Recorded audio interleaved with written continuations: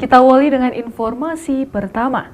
Saudara, berjualan minuman keras di rumah kos, dua mahasiswa asal Sumatera Utara dieksekusi cambuk masing-masing 18 kali di tempat terbuka Taman Sari Pusat Kota Banda Aceh pada Kamis siang. Kedua terpidana pelanggar kanun syariah Islam tentang kamar ini dieksekusi Kejaksaan Negeri Banda Aceh, masing-masing berinisial AD dan S. Kedua terpidana ini diamankan saat mengantar minuman keras ke tempat pembeli di kawasan Lampineng, Banda Aceh. Masing-masing terpidana dicambuk sebanyak 18 kali cambukan setelah dipotong 2 kali karena telah menjalani masa tahanan.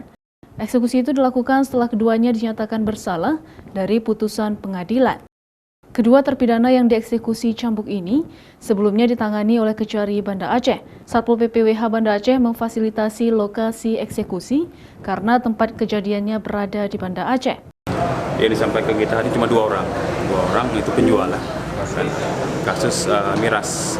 Jadi makanya tadi kan 20 kali cambukan. Kalau yang memang peminum kan tidak ada, tahun lalu ada 40 kali. Yang tadi infonya lah mereka menjual. Kalau kita lihat kasus mungkin ada yang sampai ke 5 lebih kurang.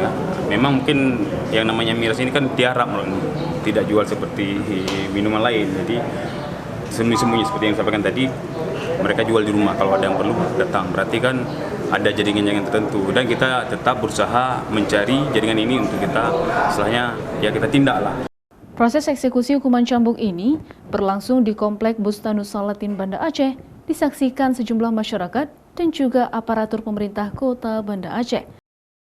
Raja Umar, Kompas TV, Banda Aceh.